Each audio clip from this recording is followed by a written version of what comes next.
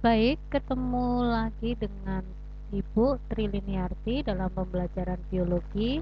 Pada kesempatan kali ini Ibu akan menjelaskan materi bab yang ketiga tentang materi genetik. Nah, materi genetik ini adalah materi prasyarat untuk nanti kalian mempelajari tentang pewarisan sifat, hukum Mendel, kemudian pola-pola hereditas, mutasi. Nah, itu nanti materi-materi tersebut kamu harus memahami dulu tentang materi genetik supaya bisa memahami materi-materi yang tadi Ibu sebutkan. Baik, untuk materi genetik yang akan dipelajari nanti ada kromosom, gen, DNA, RNA ya, DNA, RNA. Nah, eh setiap materi ini nanti kita akan pelajari, terutama nanti DNA, kita juga akan pelajari tentang replikasi DNA, dan tentang gen nanti kita akan pelajari tentang sintesis protein. Nah, silakan perhatikan supaya DNA itu bisa mengekspresikan sifatnya sebagai gen, maka DNA itu harus membuat protein sebagai atmosfernya. Jika tidak terbentuk protein, maka nanti yang namanya gen itu tidak bisa terekspresikan. Nah, nanti kita akan pelajari apa itu kromosom, apa itu gen, apa itu DNA dan RNA. Baik, silakan perhatikan. Ini ada gambaran dari kromosomnya. Kromosom. Kromosom itu terlihat ketika sel itu mengalami pembelahan. Nah, apabila sel itu sedang pada fase istirahat, kromosom itu seringkali tidak terlihat. Tapi ketika terjadi pembelahan, kromosom itu akan menebal, ya, membentuk benang penebalan kromosom yang terikat pada benang-benang spindle, maka nanti akan terlihat. Nah, kamu bisa perhatikan di sini. Kromosom itu apabila diurai, di dalamnya itu ada yang disebut DNA. Nah, atau kalau dibalik, DNA yang terpilin itu diikat oleh suatu protein yang disebut sebagai protein histon, memadat membentuk kromosom. Itu ya, ini tentang kromosom. Nah, kromosom ini membawa materi genetik ya. Jadi setiap makhluk hidup itu memiliki kromosom yang berbeda ukuran dan bentuknya. Kemudian panjang kromosom itu sekitar 0,2 sampai 50 mikron, kecil sekali ya. Diameternya 0,2 sampai 50 sampai 20 mikron. Nah, bentuk dari kromosom ketika sel melakukan pembelahan itu nanti akan berbeda-beda. Nah, silahkan diperhatikan, ini ada macam-macam bentuk kromosom ya. Ada metasentrik, itu karena sentromernya, nih kamu bisa perhatikan, kalian bisa perhatikan sentromer ya, pusatnya ini ada di tengah. Nah, maka nanti lengannya akan ada dua sama panjang kalau bentuknya metasentrik. Ini submetasentrik, ini agak di ujung, jadi nanti bentuk lengannya itu tidak sama panjang. Ini akrosentrik, sentromernya itu agak di ujung lagi, sehingga nanti lengannya itu satu panjang, yang satu kecil. Kalau telosentrik, sentromernya ada di ujung, maka lengannya hanya satu. Tuh ya, itu untuk macam-macam bentuk kromosom. Nah, silahkan diperhatikan. Ini adalah gambaran dari kromosom yang tadi Ibu sebutkan. Nah, ini ada kromatid. Bagian tengah tadi sentromernya ya, nih sentromernya. Nih, kalau ini kan kromosomnya berarti ada satu pasang. Nah, ini ada mikrotubulus kinetokor. Mikrotubulus ini nanti ketika pembelahan sel itu yang menarik ya. Jadi dia seperti benang-benang spindle atau benang gelendong. Gitu ya. Ini ada kinetokor tempat terikatnya atau melekatnya benang spindle. Nah, ini yang disebut sebagai kromosom. Bagian-bagiannya seperti itu. Baik. Kromosom itu dibagi menjadi dua. Ada kromosom tubuh atau autosom. Nah, kromosom tubuh atau autosom itu tidak menentukan jenis kelamin, ya. Pada pria dan wanita, ini pada manusia ya, karena pada setiap makhluk hidup itu berbeda. Pada pria dan wanita, bentuk serta jumlahnya sama, yaitu 22 pasang autosom.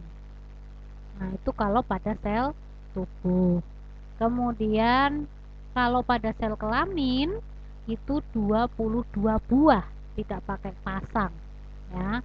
Nah, kemudian kromosom seks atau gonosom. Kromosom seks itu menentukan jenis kelamin. Kalau pada pria, manusia laki-laki itu XY, dan pada wanita itu XX.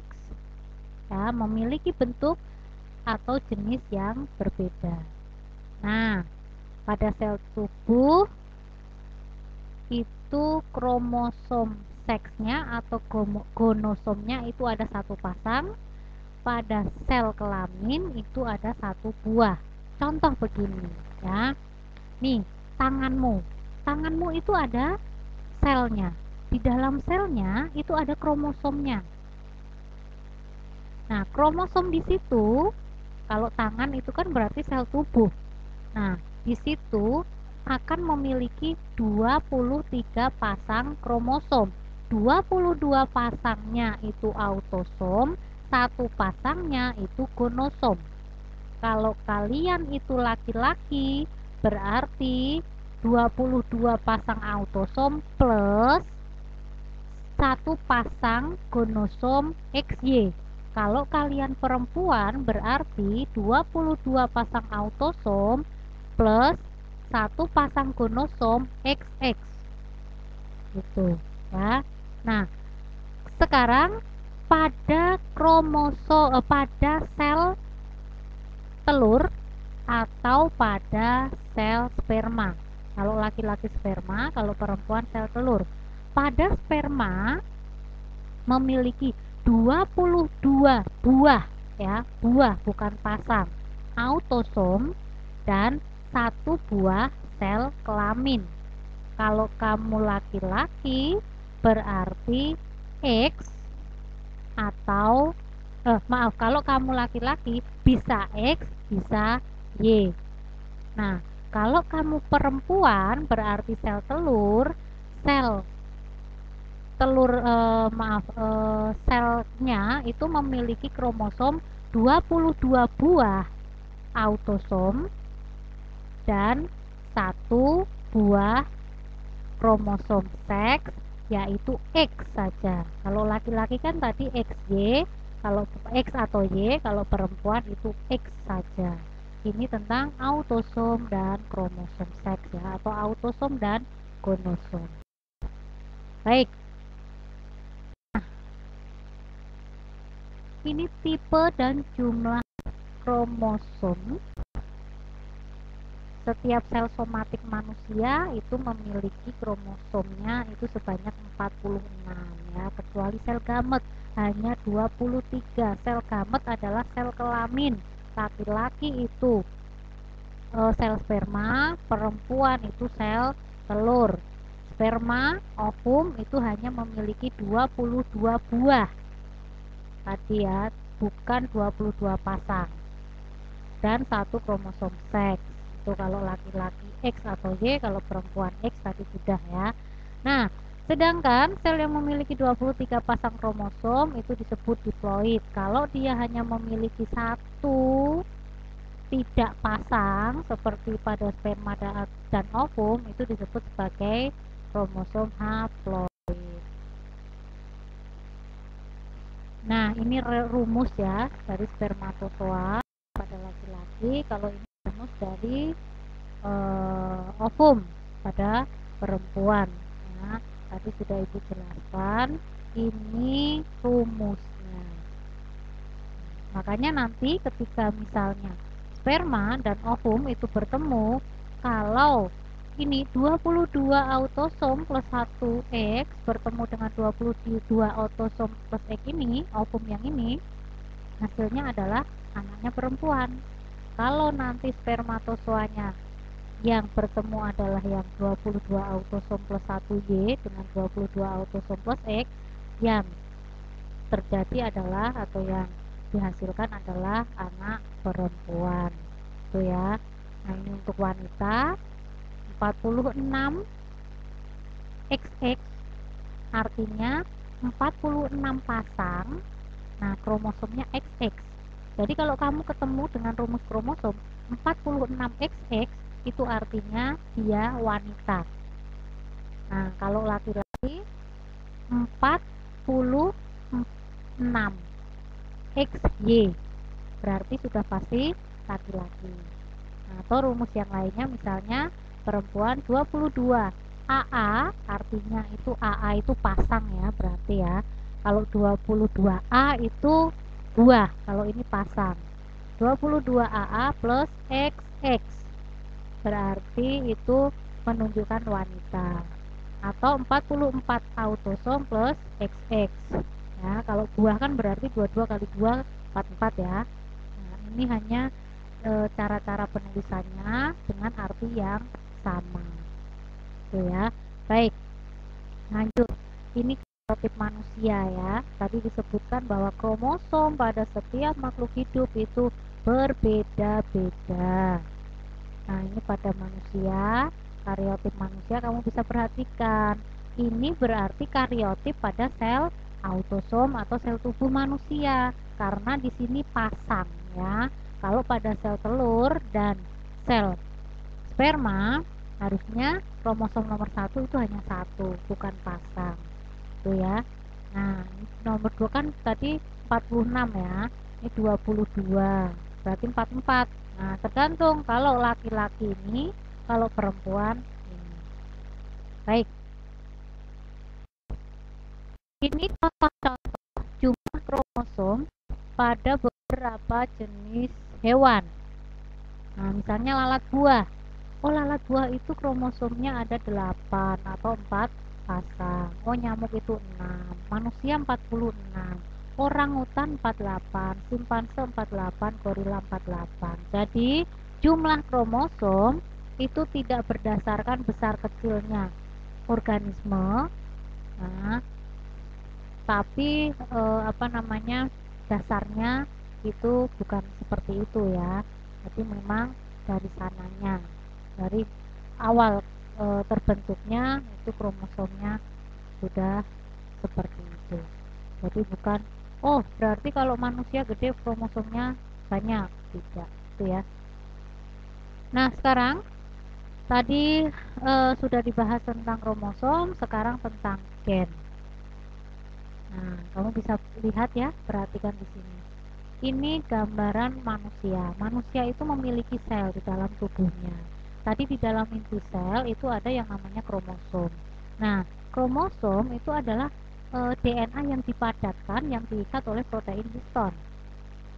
Nah, sekarang gen itu apa? Gen itu adalah potongan dari double helix DNA, ya, potongannya. Jadi bagian-bagian tertentu ya dari DNA itu bisa mengekspresikan suatu sifat tertentu yang disebut sebagai gen. Nah, segmen DNA, bahan genetik ya, segmen itu bagian dari DNA ke bahan genetik yang terkait dengan sifat tertentu yang diwariskan ke keturunannya. Apakah DNA itu semuanya membawa gen? Tidak. Ada bagian-bagian DNA yang biasa disebut sebagai DNA sampah. Kenapa DNA sampah? Karena tidak mengekspresikan gen apapun. Nah, gen itu ekspresi DNA dengan protein yang ada di sekelilingnya ya. Nah, ini diwariskan. Sifatnya saja yang itu ya, yang sifatnya tidak diwariskan, tetapi substansi genetiknya yang diwariskan. Kemudian sifat gen, ini mengandung informasi genetik, dapat menduplikasikan diri karena berada di dalam DNA. Kalau DNA bereplikasi, gennya juga sama. Ditentukan oleh susunan kombinasi dari basa nitrogen yang terdapat di dalam DNA. Masing-masing memiliki fungsi yang berbeda-beda. Kemudian fungsi dari gen itu mengatur perkembangan dan proses metabolisme makhluk hidup, menyampaikan informasi genetik dari generasi ke generasi, dan sebagai zarah atau bagian terkecil tersendiri, ini yang unik ya, gen itu yang berada di dalam kromosom. Nah, ini tentang gen ya. Gen itu sangat penting sekali. Kalau misalnya dalam kehidupan nyata kalian pernah mendengarkan atau sering membicarakan, oh iya saya mirip dengan papa saya, oh sifat saya mirip dengan papa saya, iya rambut saya ini rambut dari mama saya mirip. Nah, itu adalah gen dari orang tuamu yang substansi genetiknya itu diwariskan kepadamu sehingga mengekspresikan fenotip yang mirip atau yang sama gitu ya. Oke, karena kita sudah bicara tentang gen, maka sekarang kita bicara tentang alel. Apa itu alel? Alel adalah gen-gen yang terletak pada lokus yang bersesuaian dari kromosom yang homolog. Nah, ekspresi dari alel itu bisa serupa. Misalnya, A dengan A, ini A besar dengan A besar, atau A kecil dengan A kecil. Nah, nih misalnya ya, ini misalnya A besar dengan A besar itu buah bulat dengan buah bulat, itu karena ekspresinya sama. Buah lonjong dengan buah lonjong. Kalau ekspresinya berbeda, misalnya gen A besar itu untuk buah bulat, A kecil untuk buah lonjong.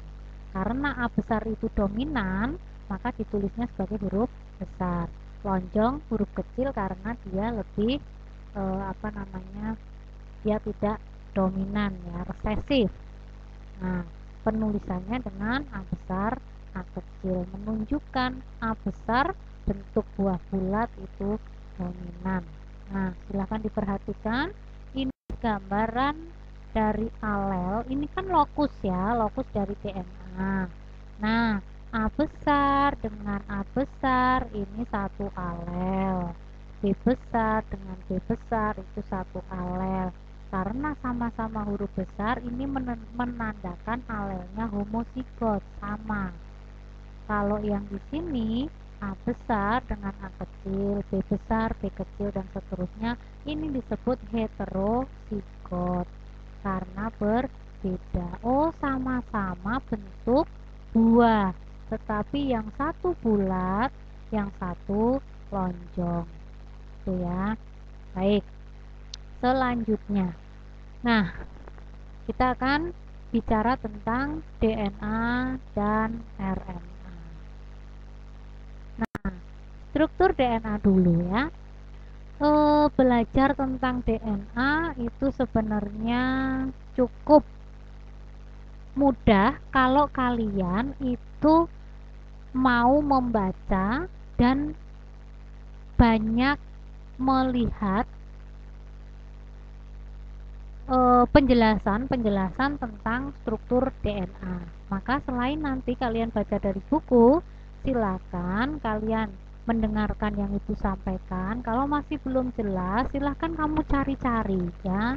Meskipun ini rumit, banyak sekali struktur kimianya, tetapi sebenarnya cukup mudah ya. Oke.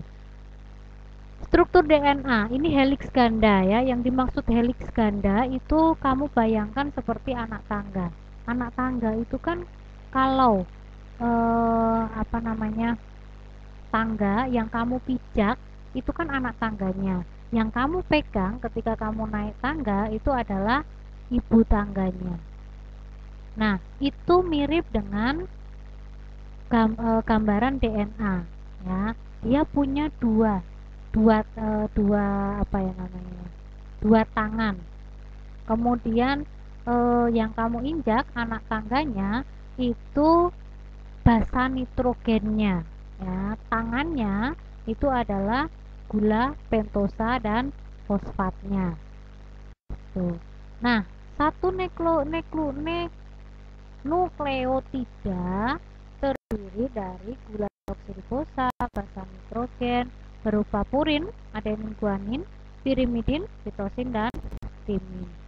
Nah, purin selalu berpasangan dengan pirimidin, adenin berpasangan dengan timin, guanin berpasangan dengan sitosin atau citosin. Maka kalau tidak SC ya simbolnya. Kemudian ada gugus fosfat.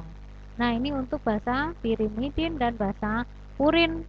Nah, supaya anak tangga yang dihasilkan itu panjangnya sama, maka basa pirimidin itu selalu berikatan dengan purin. Kamu perhatikan, oh, basa pirimidin itu ternyata dia hanya memiliki satu tangan ya, susunan kimianya. Kalau purin itu dua. Kalau misalnya nanti purin dengan purin, pirimidin dengan pirimidin, maka anak tangganya tidak akan sama panjangnya. Maka purin dengan pirimidin, timin dengan adenin, sitosin dengan guanin. Nah, ini gula deoksiribosa pada DNA, kamu bisa perhatikan.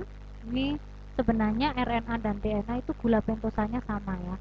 Gula pentosa karena atom C-nya ada 5, penta 5 ya.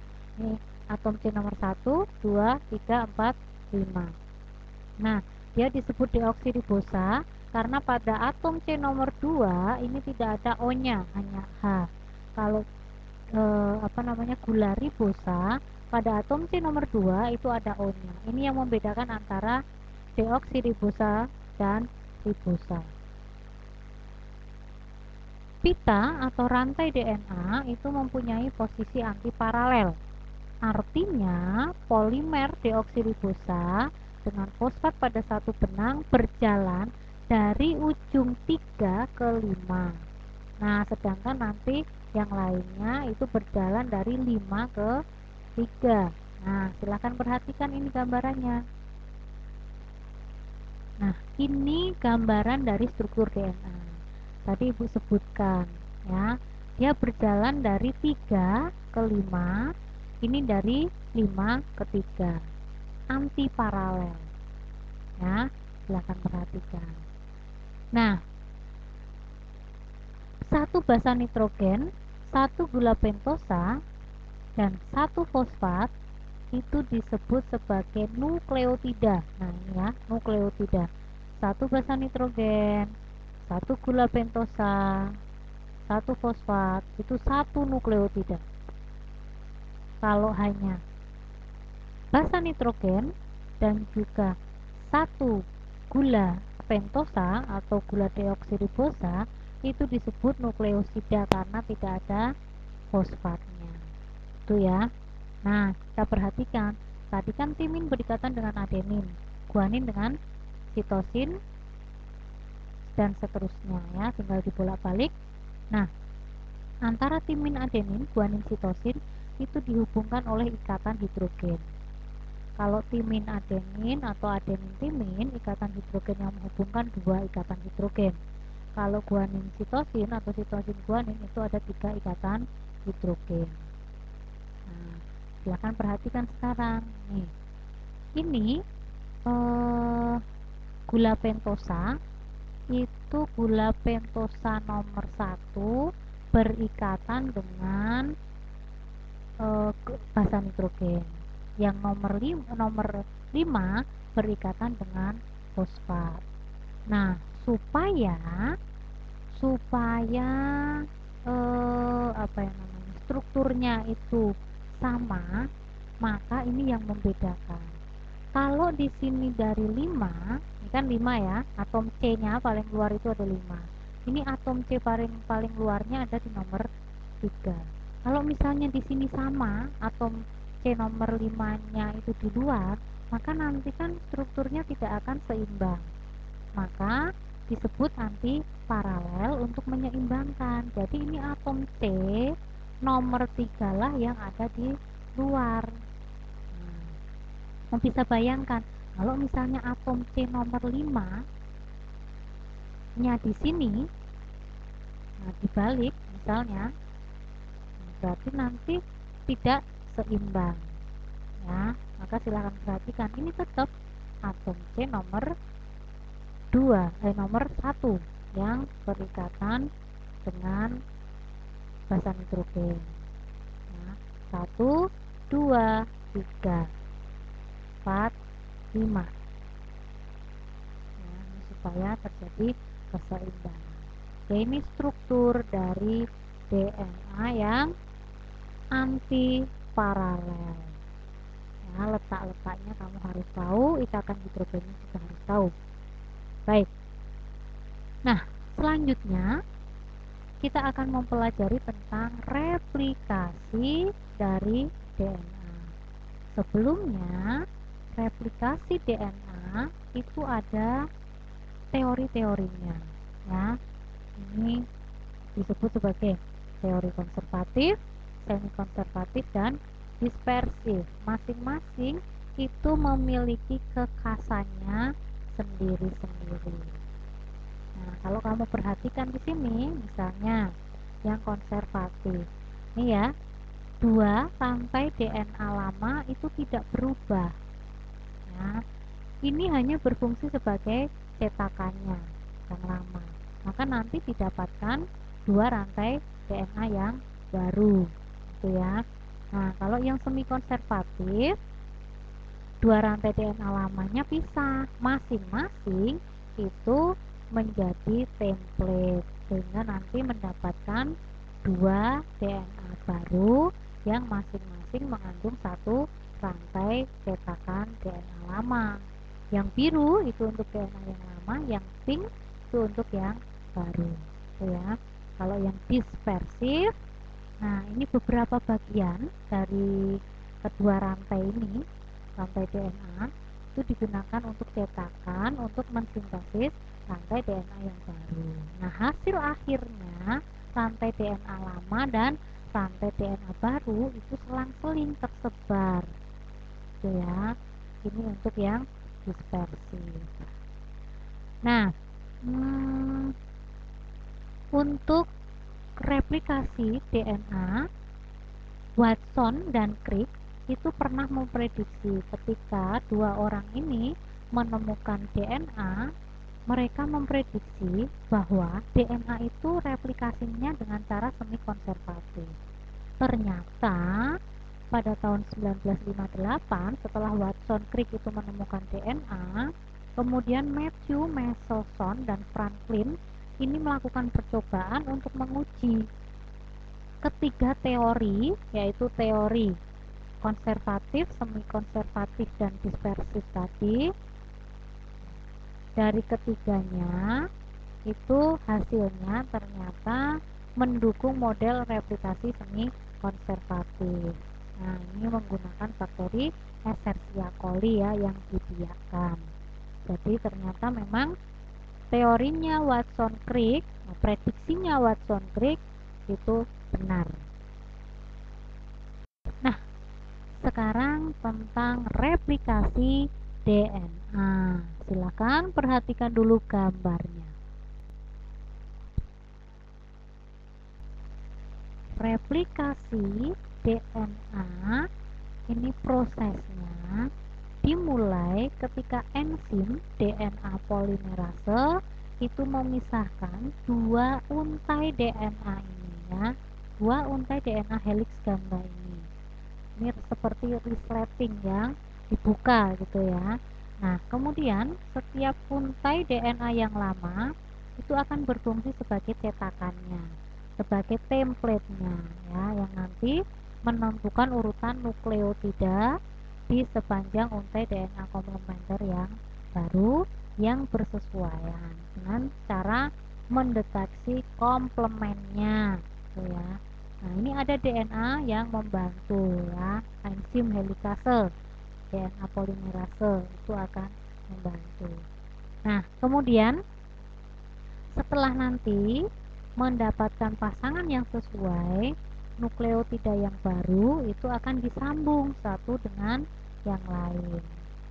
Nah, akan disambung antara satu dengan yang lain, membentuk tulang punggung gula dan fosfat pada rantai DNA yang baru. Ya, ini perhatikan. Nah, setiap molekul DNA itu terdiri atas satu untai DNA yang lama, ini yang biru tua, dan satu DNA yang baru, yang biru muda di sini ditunjukkannya. Tuh.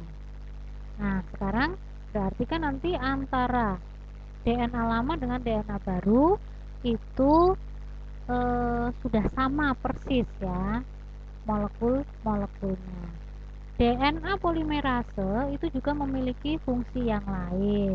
Dia akan mengoreksi DNA yang terbentuk. Jadi ketika nanti replikasi ada kesalahan, DNA polimerase itu akan memperbaiki DNA yang rusak. Gitu ya. Oke. Nah, sekarang silakan diperhatikan ya, tahapan-tahapannya. Setiap tahapan pasti ada protein yang membantu. Kemudian nih kamu bisa perhatikan, ini kan nomor 5 3 ya. Pasti kalau di sini 3 5 dulu. Karena tadi anti paralel. Kalau ini 5 berarti dari 3. Gitu ya. Nah, ini replikasi DNA. Baik, selanjutnya. Nah, ini tadi ya untuk replikasi DNA. Ini adalah strand dari DNA-nya. Ini template-nya. Nanti ini yang baru, gambarannya seperti itu hasilnya ya. Jadi DNA lamanya masih ada. Nah, setengahnya adalah yang baru. Gitu. Oke. Nah, sekarang RNA. RNA dan DNA itu berbeda selain dari gula deoksiribosa dan ribosa. Pada RNA itu juga bukan double helix ya, jadi dia single helix.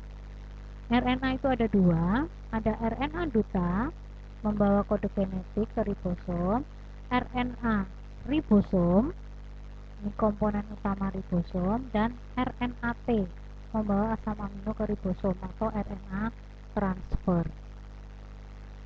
Ini perbedaan antara DNA dengan RNA, kalian bisa perhatikan ya. Dari gulanya, kalau DNA itu deoksiribosa, basa nitrogennya adenin, guanin, timin, sitosin. Kalau RNA ribosa, nah di sini perbedaannya ada basa pirimidin, urasil, tetapi tidak terdapat timin seperti DNA. Bentuknya DNA double helix, kalau RNA single helix. Letaknya di nukleus, kloroplas, mitokondria saja. Kalau RNA, nukleus, sitoplasma, kloroplas, mitokondria. DNA itu kadarnya tetap. Kalau RNA itu tidak tetap, tergantung sedang terjadi sintesis protein atau tidak.